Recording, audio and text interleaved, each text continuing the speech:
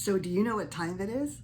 It's time for some tablescaping, fantasy tablescapes. In today's video, we are going to go around the world and even back in time. I can't wait to share it with you. Hi, I'm Bonnie Overman. I want to thank you for joining me today. I hope my channel will inspire you to lead a more productive, creative, and stylish life at any age, always on a budget. You know I'm over 70 and I say it because if I can do these things, you can do them too at any age. Thank you to all my wonderful subscribers. You all mean the world to me for taking the time to watch my videos and comment. It just means so much. Thank you from the bottom of my heart. And if you haven't subscribed yet, consider doing so. You don't want to miss any of these late summer, fall, Halloween, and Christmas videos. It's going to be really, really fabulous. And if you like this, please give me a thumbs up so I know you do. Okay, so I've got 4 tablescapes for you. The first one is, let's go on safari. Yes, it has hand-painted animal skins on it, and it's got a vintage feel and a little monkey. You don't want to miss that. My second one is tropical with the most beautiful tablecloth with orchids on it, orchids on the table, shells, coral, rattan. You just don't want to miss that. Kind of can take you to the Bahamas or Florida. And the next one, you know, a lot of people just love Nantucket, you know, in summertime, late summer, the little cottages with the sand and the blue hydrangeas. So we're going to take a little trip there, and then we're going to go back in time. We're going to have dinner in ancient Egypt with King Tut. All right. This is fantasy tablescapes. Can't wait to show you. I hope you love them. I hope you get inspired. And I'm going to see you in the next video. Bye. Welcome to my first tablescape for August. And it's all about fantasy vacations. And we're going on safari. So I started with my hand-painted canvas zebra print here, which I'm going to show you how I painted in an upcoming craft video, and that set the tone.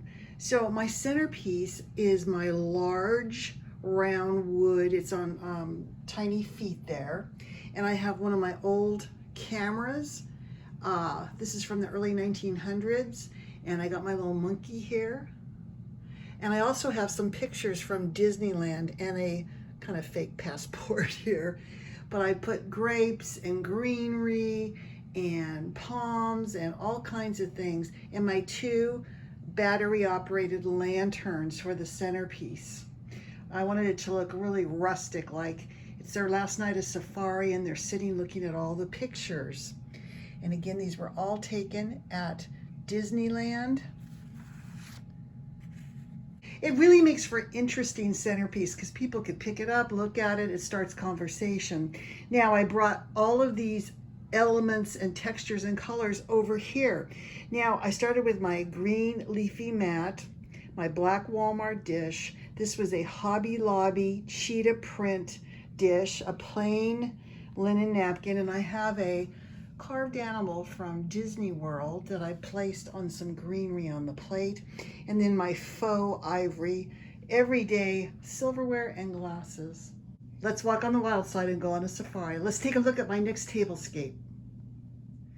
Welcome to my next tablescape for August fantasy vacations. This one's all about tropical. It could be Florida, it could be Hawaii, it could be the Bahamas, but the focal point of this is this beautiful cloth. This is fabric I got years ago, and it's got banana leaves and orchids all over it. Kind of the colors I wanted to pull out were the pink and the yellow.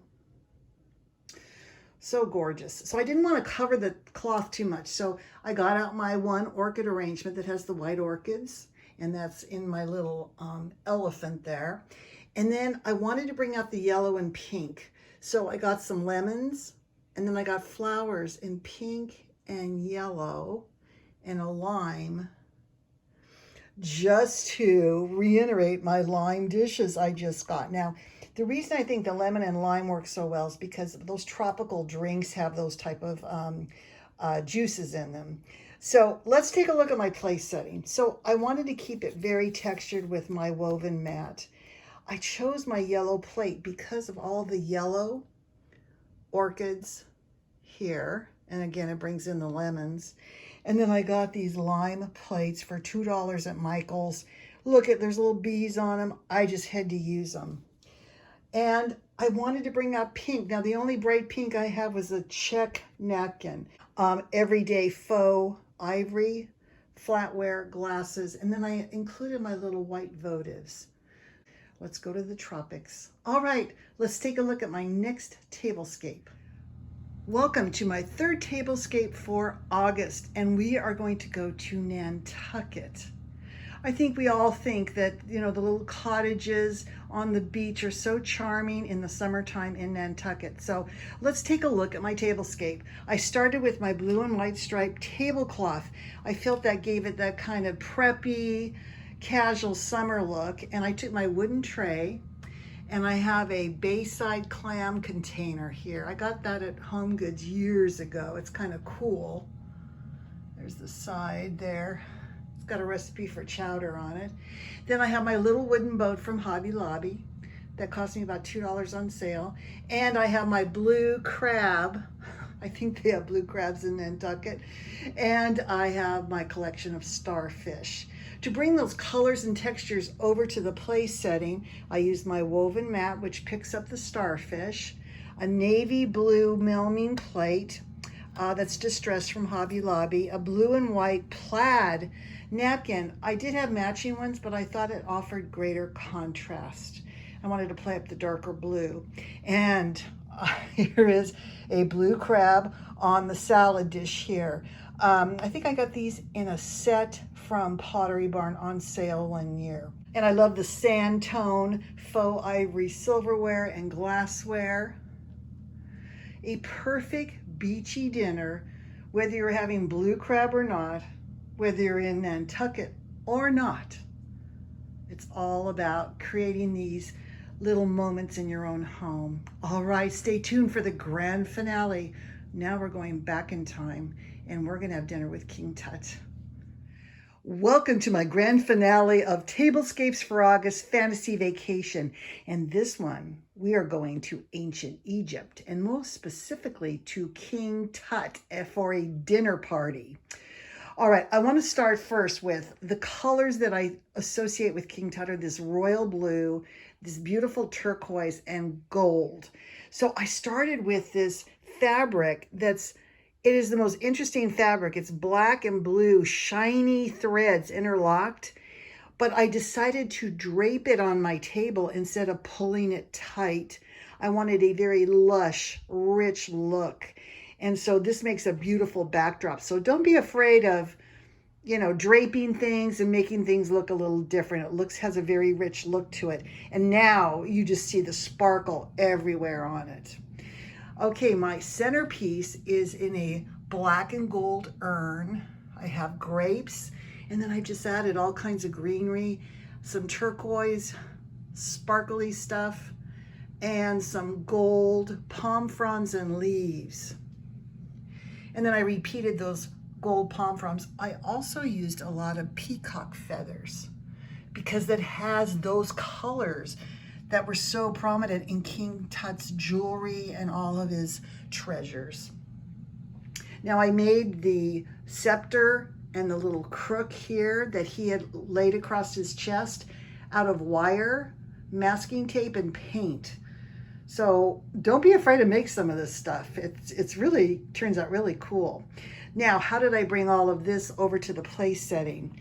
So what I did here is I took a plain gold charger. I put gold glitter on it, and then I decoupaged some of these scarab symbols on either side, black Walmart plate, and then this was a clear plate from Dollar Tree, $1. And what I did, I have a book on King Tut that I took apart, and I glued on, this was a jewelry piece with a scarab in the middle and some kind of stone here.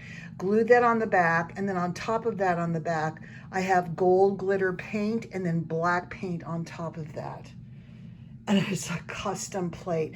I probably wouldn't actually eat off this because you can see there's some paint along the sides, but this is really, really fabulous. My faux ivory utensils and everyday glasses.